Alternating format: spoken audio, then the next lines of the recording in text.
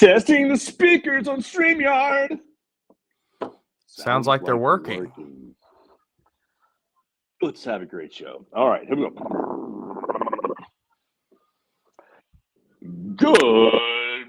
Good afternoon. Good morning, Tuscaloosa, Internet World, West Alabama. How we doing today on this Friday? It's the Joe Gaither Show on BamaCentral, BamaCentral.com.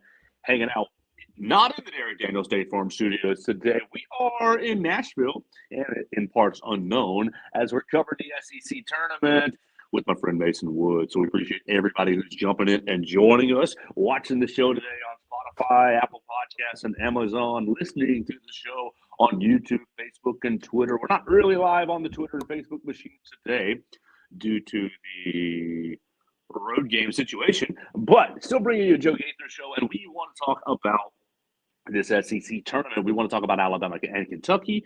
We want to talk spin the clock back and look back at history, because I think history is going to be upon us tonight and tomorrow in a little bit of a scary way here in Nashville, but everything's going to be okay, as history shows. We'll look at that as well, and we might talk about Q and Russell toward the end of the program.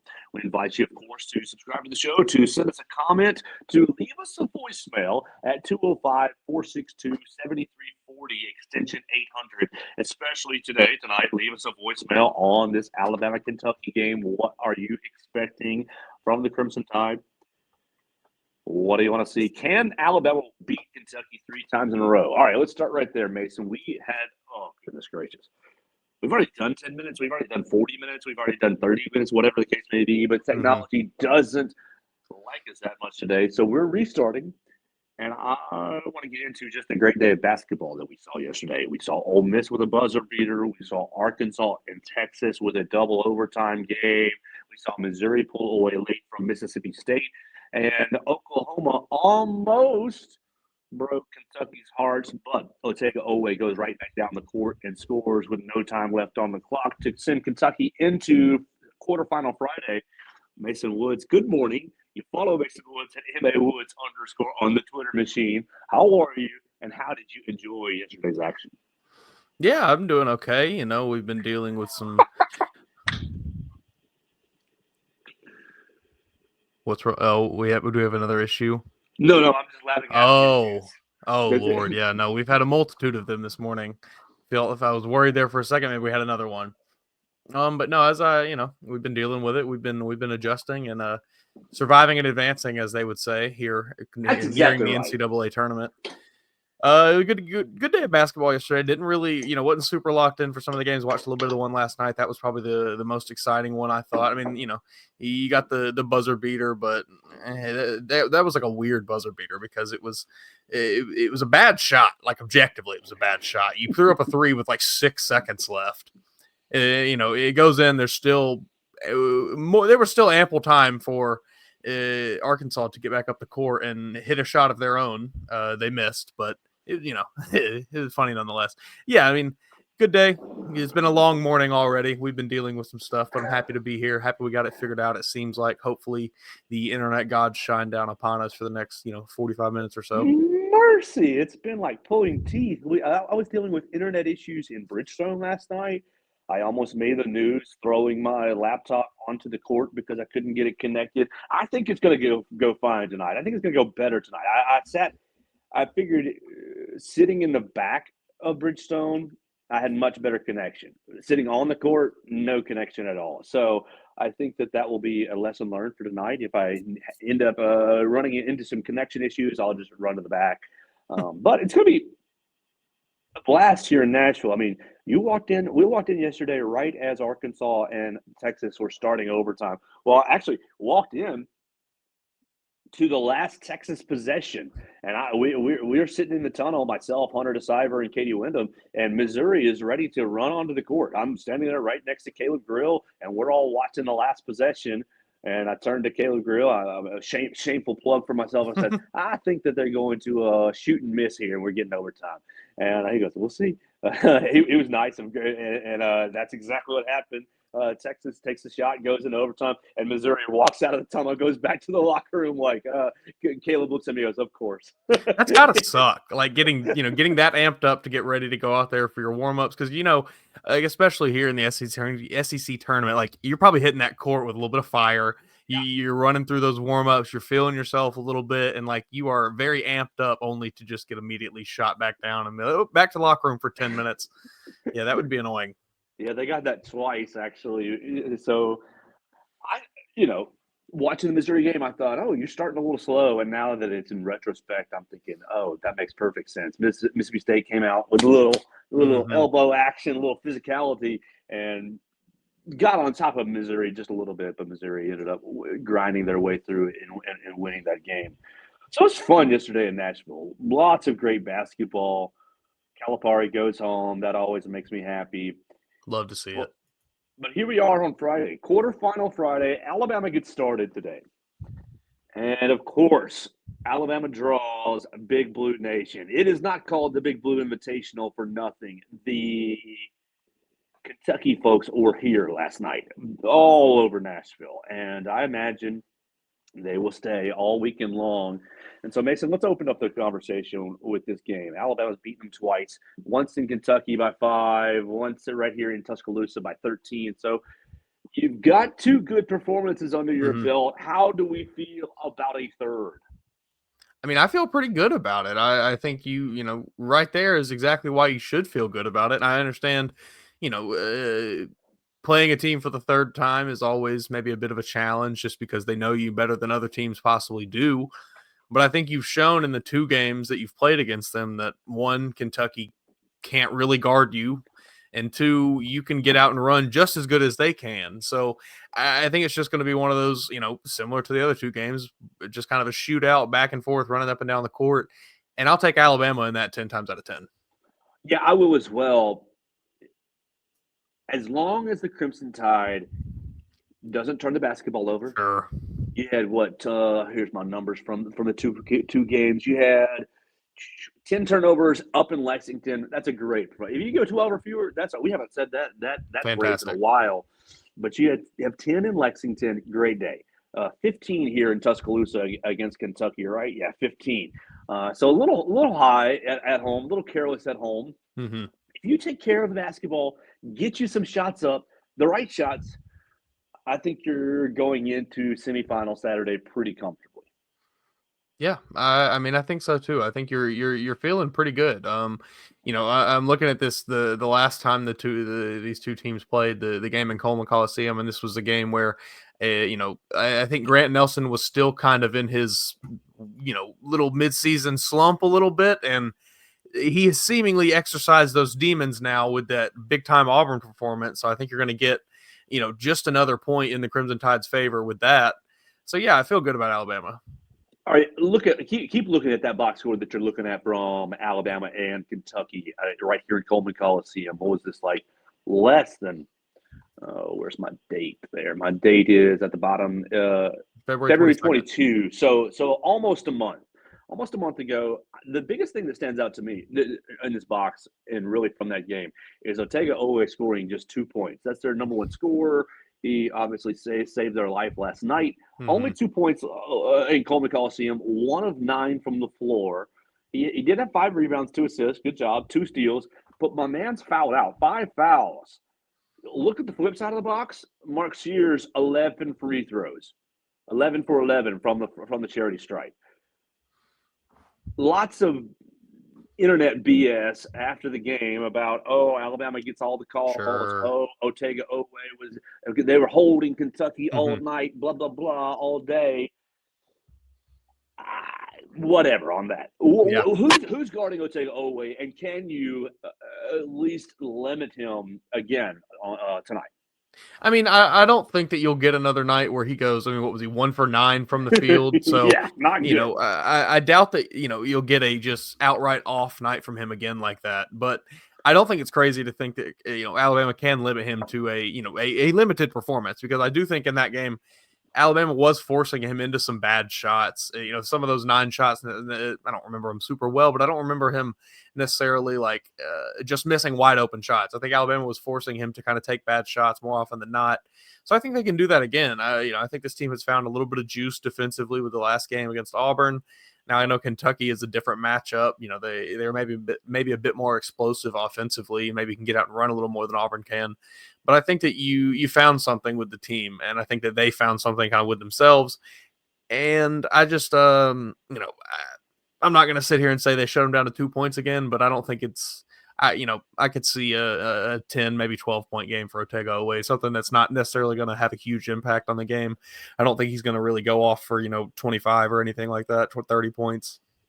One of my favorite features on this ESPN tool is the shot chart, and so I can see it. Otega-Oweh makes one shot from the elbow, and then basically missed 4 or 5 shots right at the rim, and then he missed another looks like 16-footer, 17-footer right there inside the arc off the baseline. So not a good night for Otega-Oweh. I do think he's going to, because look at what he did in Lexington. He had a good day, right? Yeah. Let's see. It was 21 points. 21 points, 8 of 14. I think he's going to end up with 18 to 25 or so. My question is just how you limit him, and what are you going to do to limit him? Staying in front of the ball is probably going to be your biggest issue. Does LeBaron Philon, does he embrace that? Does Chris Youngblood embrace that? Do those two guys take on that challenge? Or will we see our friend Darian Reed? Darian Reed hasn't played in 2 weeks or so, roughly, and has been in and out of the lineup for the last 2 months due to this hamstring injury. Well, what are you feeling about Mr. Darian Reed? Yesterday, Coach Oates in the he 2 days ago, Thursday, he basically said he needs one more good day of practice. Mm-hmm. He said the same sort of thing last night on the SEC Network broadcast. It's being ambiguous. What do you think we should do with Darian Reed? I mean, I don't, without any real insider knowledge myself, I'm looking at these 2 games previously. You didn't have him for either of the 2 games against Kentucky previously. You came out with wins in those. I don't think you're really in the business of trying to force him to come back any earlier than he needs to, because you are going to really need him once it comes crunch time, when it's most important in the tournament. So I wouldn't be all that shocked if he sits out again. One more game to continue to get healthy, just because the pace of this Kentucky game is not going to be exactly conducive to keeping his hamstring healthy. They might try to keep him out for one more because, as I said, they've shown they can win without him against this Kentucky team. They don't necessarily, I understand his defense is huge and it's a big presence around the perimeter, but with as little defense as Kentucky plays, I don't know that you necessarily need him that bad. I think you can just kind of get out and, outrun Kentucky in this game. Yeah, I'm wondering, Mason, if you just tell Darian, sorry, buddy, I know this is your only SEC tournament that you're ever going to get a chance to play in, but we'd rather see you in the – we'd rather see you next week. Mm-hmm. I don't want to see 3 minutes of Darian Reed guarding Otega-Oweh, then go into the sidelines, grabbing the back of his leg. Not to say that he's been dramatic. He hasn't, no. But I don't want to see 4 minutes of Darian Reed and then not see him the rest of the and say, yep, that was it. That was the last little bit of Darian we got. No NCAA tournament for him. I do not get – of course I want to see Alabama win the SEC tournament. That would be so much fun. Be awesome. But if you're saying, hey, Joe, you get 4 minutes of Darian Reed and maybe or maybe not an SEC tournament title, and then that's it. I'm not taking that deal. No, I'm saying, you know what? We'll just roll the dice on winning or losing without him. Let's see him next week. Let's see him next week in the 8-9 matchup, in the 7-10 matchup, where Bama gets the winner of the 8-9 or the 7-10. I just he's been so much fun to watch, and I think he's so impactful. I do think he's probably your best two-way player. But I'd just say, sorry, buddy, not this weekend. Yeah, I think the team has shown that, they can kind of get by without him. They can. It's not like they've fallen off a cliff since he's left the lineup here with this injury. So I think, yeah, like you said, you kind of just tell him like, hey, we're going to shut you down until when it really counts. Let the team kind of tread water now, and if they win, great. But if not, no hurt feelings. We're getting to the NCAA tournament, and we're gonna go turn it on when we get there. Does getting a 1 seed matter to you, Mason, or are you fine with the 2? I mean, I guess for the sake of you get a slightly better draw as a 1 seed, the 1 seed would be nice, but I think, a lot of it is kind of negligible. A lot of it is really just luck of the draw in the NCAA tournament. It's such a just kind of the way the ball bounces thing where anybody can beat anybody really on any given night. And I don't know. I don't put too much into the, we got a 1 seed. We have such a great path. It's just like, yeah, anybody. I think we had this conversation a couple weeks ago. It's like anybody that at the end of the season is in the Final Four is like, oh, they had a great path to get there. So you can make that kind of justification for anyone after the fact. Right, Alabama with a 4 last year gets to the Final Four, and people said, "Oh, what a great draw they got! They drew the weakest number 1 seed in North Carolina." And this, I was, oh, okay. So yeah, I think everybody can have their their hindsight. You look at it with hindsight and make the argument for, oh, they had a great draw, whatever. But I think at the end of the day, it really doesn't matter a whole lot. Do you remember where we were 6 years ago, 7 years ago, Mason? And we're sitting here asking about, well, you want to be a 1 or a 2 seed? Like, I would slap myself 7 years ago when you're watching Avery Johnson lose to Norfolk State in the NIT, when we're playing Bubble Watch the last month of February. Oh, my. February became hell watching the SEC. This team needs to lose. That team needs to lose. We got to win. Yeah, that was not a good time. Amazing to think. And how quickly Nate Oates has turned it around. And so I think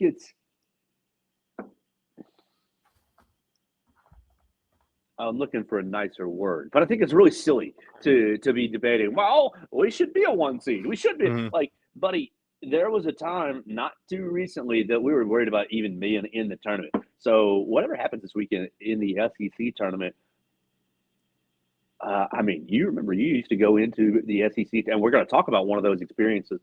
You used to go to the SEC tournament thinking you got to win to make final impressions. Yeah. Night and day difference. I think that talking about seeding is a pointless conversation.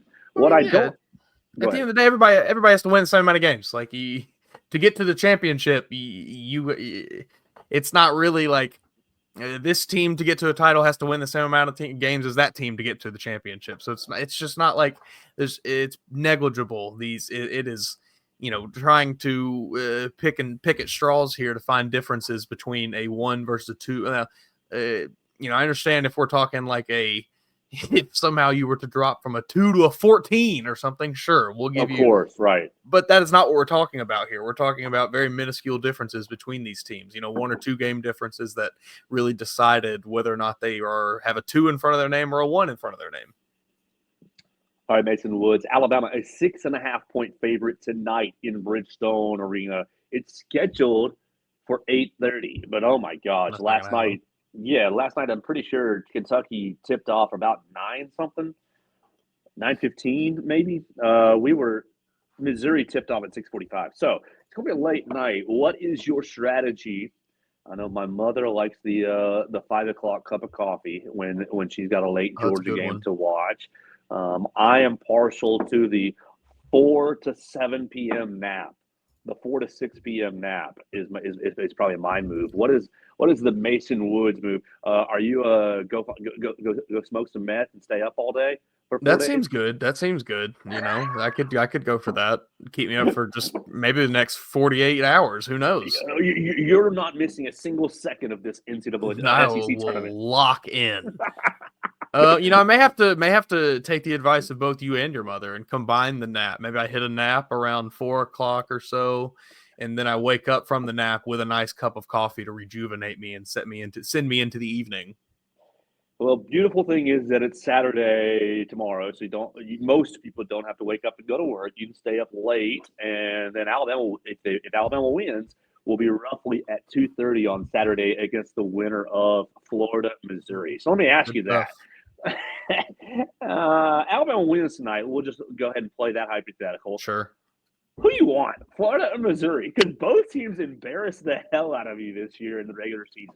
I think I would take Missouri over Florida because the Missouri game, and maybe this is me looking at it with my own crimson-colored glasses, but the Missouri loss felt more fluky than the Florida one did. I think the Florida game, unfortunately, you just got beat. Like, they just beat you up physically. They did whatever they want. I think Missouri, maybe I'm misremembering it, but I think you turned the ball over. Defense. You didn't You play any defense. Turn the ball over a lot. Put up a lot of bad shots. And I think, I would probably rather have Missouri. I mean, you only turned the ball over 14 times, so it wasn't as bad as I thought. You gave up 110 points. But Martin Mitchell, 31 points in the paint, 11 of 15 against Missouri. I'm not sure that you get another night from Missouri where they go 60% from the field as a team. Yeah, so I'd probably take my chances with them. Golly. Yeah, I'll probably take my chances with the Tigers. Both teams embarrassed you so badly. They did. This year. They did. So that'll make for an interesting Saturday. Excuse me. As it sets up. Let me see my Kentucky notes a little bit more. I've got beat a team 3 times. Who's guarding Otega Oweh? Big Blue Nation in Bridgestone Arena and Darian Reed availability. So yeah, let's go to Big Blue Nation in Bridgestone Arena. We talked about this on probably the 2 times that were scrapped already this morning. But Alabama, you beat them twice. You've won in Rupp Arena. But to me, now I've never been to Rupp Arena. That will be one of my bucket. One of the things to check off. But to me, I mean, Nashville turns into a version of. I mean, it's blue everywhere. It is blue everywhere. It looks like my high school. Basically, my high school has the same blue and white colors. Maybe that's why I feel so fondly for them. But I ask you, how do you think Alabama deals with? It should be a neutral court environment, but it will not be. It will not be. It will be a Kentucky home game tonight. I really don't think it's going to affect them that much. You mentioned they went to Rupp Arena. They beat up on Kentucky. They've gone on the road in other games. They went to Neville Arena just last week, beat Auburn. Gone to Bud Walton, beat Arkansas. So you've been to plenty of tough places around the SEC and, performed rather well. You even they got a road win at Texas A&M too, didn't they? Mm-hmm. Yeah, so you've been all around, and I think you've picked up wins in what many consider to be very tough environments. You went, to North Carolina, got a win there. So again, I think this team, I think they've shown us time and time again they're not really fazed by a tough crowd. I wouldn't really put too much stock into the how well Big Blue Nation shows out for this game. I think it's mostly just going to be about whether or not Alabama can limit themselves from turning the ball over or not. We'll see if they can send the crowd to the exits early tonight. That will be I'd like to see. Sight. Yeah, no matter what, we're in for. I think we're in for a spectacle this evening in Bridgestone Arena with the environment, with the two teams playing, the circumstances. All right, Katie Wyndham put this out here. Does this impact you at all? Katie Wyndham put this out earlier today. Let me find it. Twitter. Nate Oates. Here we go. Yep, this century, Kentucky has eliminated Alabama from the SEC tournament in 2006, 2007, 2010, 2011, 2016, 17, 18, and 19. But tonight will be the first time that Nate Oates gets a crack at Kentucky in the SEC tournament. Oh, just feels like all the storylines are lining up. And I think, where were we last year? 12 months ago, Mason? We're sitting here, Nate Oates, they're fired. Are they going to fire Calipari? Are they going to mutually part ways? And what happens? Greg Burns swoops in at the SEC tournament and gives Nate Oates basically a contract extension, NIL package, practice facility, and he recommits himself to Tuscaloosa. Lots happened in the last 12 months. Yeah.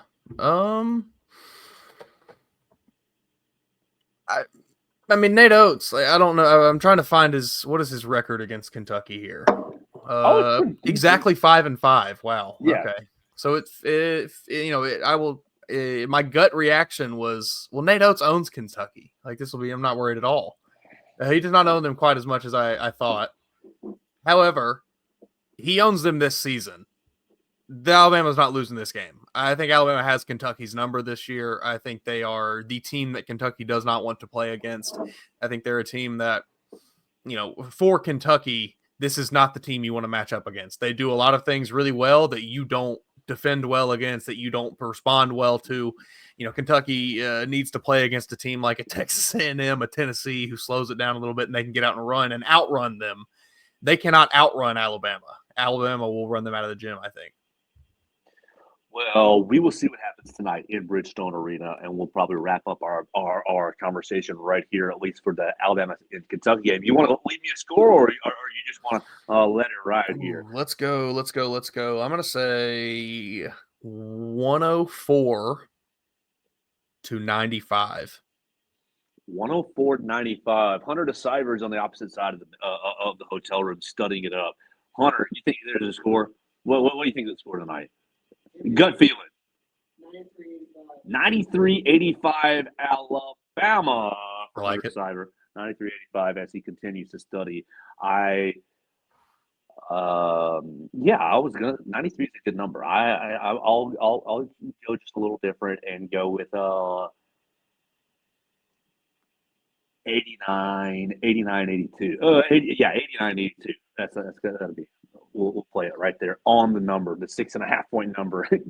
So maybe we're getting a big Aiden Holloway performance tonight. We're getting a 6 for 10 from 3, 6 for 11. That's what we're getting. That's where this 104 is coming from. I like that 104 with a big contribution from Aiden Holloway. Let's take a little trip down memory lane. Before we do, though, we're going to tell you we're proudly sponsored by Warren Tire and Auto Center. They've been a Tuscaloosa and University of Alabama staple since 1961. Russ Warren running both locations to better serve you. They've got 2 locations to maximize efficiency. Warren Tire is where you go, tires, brakes, and alignment on 15th Street. All other automotive needs right there on University Boulevard. So you need a new tire, you got brake problems, you need new brake pads, you need your tires rotated. You go see them on 15th Street. Call them today at 205-759-5505 to set up your appointment. That'll make it go a lot faster for you. Or if you need oil change, you got engine issues, transmission issues, electrical problems in the car, you go see them on University Boulevard. You can call them today at University Boulevard at 205-758-2739. So 2 great locations, one on University Boulevard right by the hospital for engine issues, oil change issues, electrical issues, and then one on 15th Street, really right opposite Bryant-Denny Stadium for tires, brakes, and alignment. That's Warren Tire and Auto Center. They've been a Tuscaloosa and University of Alabama staple since 1961, and we are so proud that they're sponsoring the Joe Gaither Show on BamaCentral, BamaCentral.com. Mason Woods, I'm going to ask you this question, and I asked it about 100 times while we were trying to connect this morning, so maybe it won't make everything break again. But how old were you in 2008? I was the ripe age of 9. Oh, okay. So you're 9, and that is my senior year of high school. So we're spring breaking. My spring break tradition in high school, we never really did any beach trips, anything like that. It was Joe stays at home and watches all the basketball, which worked out perfect for me. 2008, I'm a senior in high school, and this is going somewhere, so stick with me. I'm a senior in high school, and if you've watched the show for any length of time, I grew up in a Georgia household. Go Georgia Bulldogs, all, my entire life. Georgia was 4-12 in 2008. Terrible. Last in the SEC East. Mason, you may or may not remember, but they used to do the standings East and West. And they used to seed the tournaments, the 1 seed in the West, the 1 seed in the East, and they used to seed them all East and West, opposite that way. So Georgia was last in the East, 4-12, tied for last in the West with Auburn, who is 4-12. I'm bringing this up because we are looking at a interesting situation here in Nashville this weekend. And if you're coming to Nashville, or if you're traveling, whatever, if you're in the area, or if you're just in the Southeast, you need to be paying attention. It looks like there's some bad weather on the way, really, really bad weather on the way, tornadoes and such. And I am not, look, I hate weather. Mason will tell you that I hate caring about the weather. This is not a weather show. I'm not going to give you any forecasts, but it does look like it might be a little bit dangerous. And so it made me think about my mother texted me this morning. Love you, Mom. Thank you for thinking of me. Text me, hey, watch out for the weather. And we were already weather aware. Made me think immediately to 2008. In 2008, I am sitting at home, Mason, and the Georgia Bulldogs win 4 games in 3 days. They went on Thursday. They, I believe, they were going to play the last game on Friday.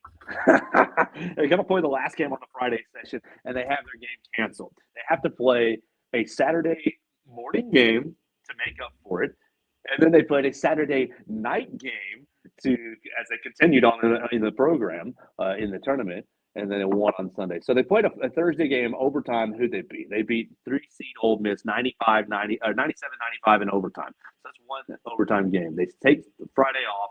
They play 2-seed Kentucky and beat them 60-56 in overtime Saturday morning. Then they play 1-seed Mississippi State Saturday night and beat them 64-60. And then they play 2-seed Arkansas in the championship game and beat them 66-57 to get themselves into the NCAA tournament. 4-12 in league play, absolutely out of the tournament. Wins 4 games in 3 days to get in. And if you're 9 years old, your question probably naturally is, why the heck did they not play Friday night? Well, Alabama basketball might have saved some people's lives on that Friday night. Tornadoes in Atlanta. Tornadoes in Atlanta went over the Georgia Dome, and just nasty storms. If you can pull up the footage, and see debris falling in the Georgia Dome during the game, during the Alabama. Who are they playing? They're playing Mississippi State. Okay. Alabama's Michael Riley made a 3-pointer with basically no time left on the clock at 9:33 Eastern time. God, this is so eerie. At 9:38, the tornado goes over Atlanta and goes over the Georgia Dome, basically. And the shot that Michael Riley makes sends the game into overtime. Alabama ends up losing to State, right? State wins, they advance, they go play Georgia, and they lose the next day. Well, if Riley doesn't make his shot, Alabama loses, right, at 9:33. Sure. And you're pissed off as an Alabama fan. You're going out. You're angry anyways, ultimately, after the look. But you're angry. You're walking out into the streets. And if you're a Mississippi State fan, you're running out into the streets, celebrating, hooting, and hollering. And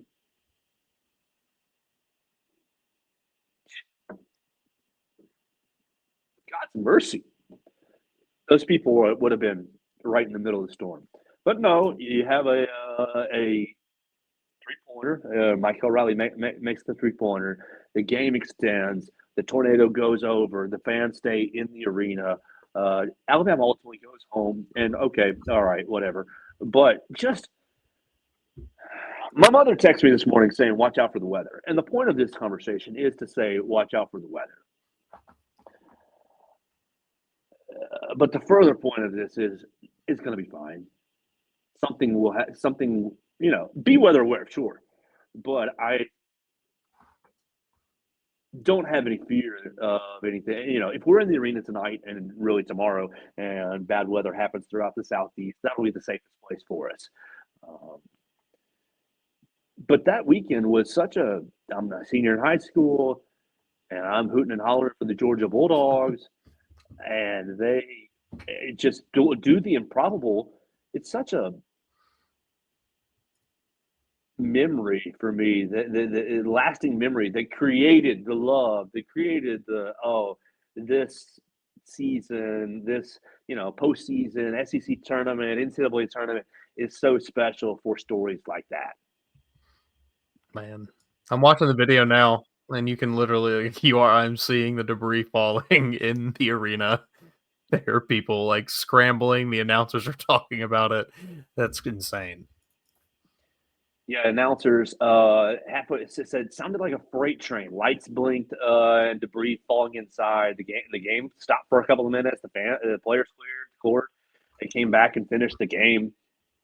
Just insane. And so they ended up moving the tournament to Georgia Tech. So Georgia actually wins the SEC tournament on their rivals' home floor, just because of logistics. Just So it blew a absolutely hole nuts. in the ceiling of the Georgia Dome. Wow, Yeah, man, absolutely nuts.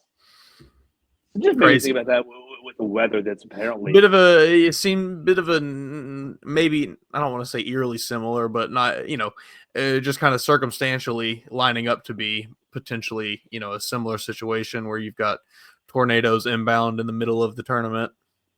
absolutely. So everybody, I would suggest. I mean, if you care about my suggestions at all, get to Nashville as soon as you can. Hunker down into the arena as soon as you can. Go ahead and get you the double session ticket so you can just hang out and watch basketball all day. Because I do think that will probably be one of the safest places to be if there is bad weather right there. So I'm sure they have many contingency plans in place and things like that for if anything is to go you think awry. you think Greg Sankey is pulling out the history book right now? He may be, he might be calling some folks up like, hey, you remember, what was it about 15, 20 years ago now? What'd you guys do? What was the plan there? How would you like to finish this SEC tournament in Memorial Gymnasium at Vanderbilt? Because now I hope no damage happens. But that Sure. would be such a you go finish it over in Liberty, Over in Memphis, yeah, that'd be good. It's already been kind of a logistical nightmare for the weekend. They can come back down to 256, play it at the VBC. That's what they need to do. Our hotel room last night, the AC did not work, so we moved rooms at midnight. Oh, it's just been one thing after the other. Now our internet issues this morning, so I'm just preparing for some more hooey throughout the weekend. Nashville got to step its hosting game up. Absolutely. All right, Mason. What are you doing tomorrow morning? Ooh, that's a great question that I've not probably figured out yet. All right, well, don't answer it right now on the air, but I'll put this in your ear. I would like to do about 30 minutes, not 50 or an hour, about 30 minutes on win, lose, or draw, Alabama, Kentucky, and then playing Missouri or Florida in the morning. It seems like we might have found our setup for this weekend, and so we'll put that in your ear. Yeah, and put that in the listeners' ears as well.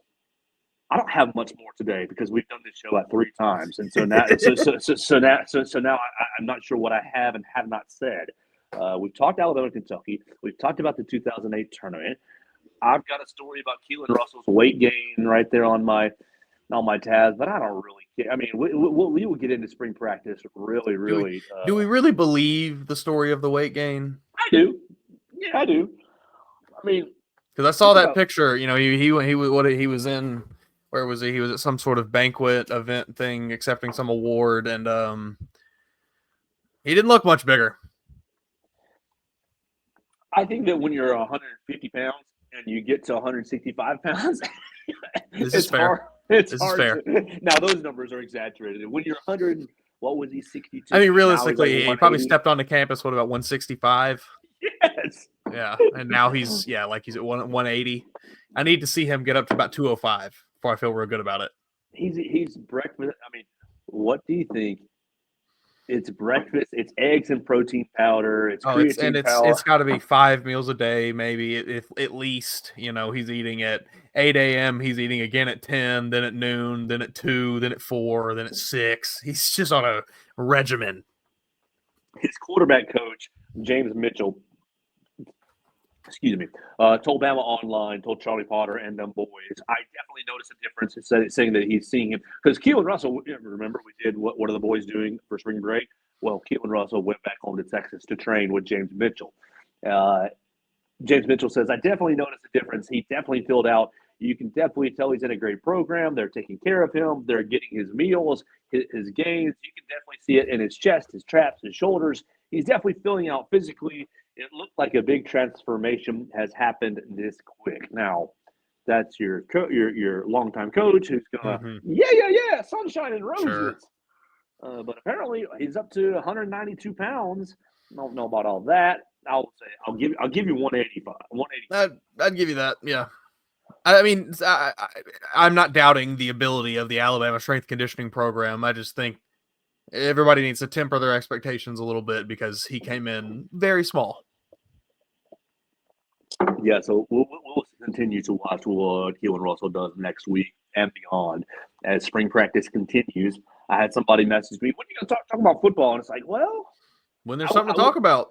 We did for the last 2 weeks, just a little bit here and there. But, Alabama's basketball team is playing for championships right now, so that's why I'm focused on. When they stop playing for championships, I will fully dive into the football side of things. Mason, anything else you want to tell the people on this weird Friday? No, I don't think I've got anything today. All right, excellent. We're going to get out of here for the day. I want to say thanks to Hunter DeCiver for putting up with this hooey as we're in the hotel room. We want to say thanks to you for putting up with the hooey on YouTube, Facebook, Twitter, on Spotify, Apple Podcasts, and Amazon. We hope that everything came off okay. I will plan at least, whether by myself or with Mason, to react to the game tomorrow morning. Give you a bonus episode just to keep things rolling here on the Joe Gaither Show on BamaCentral while we are in Nashville. We want to say thanks to Derek Daniel and State Farm as well. Call Derek and his team, 205-758-3391 for all your insurance needs.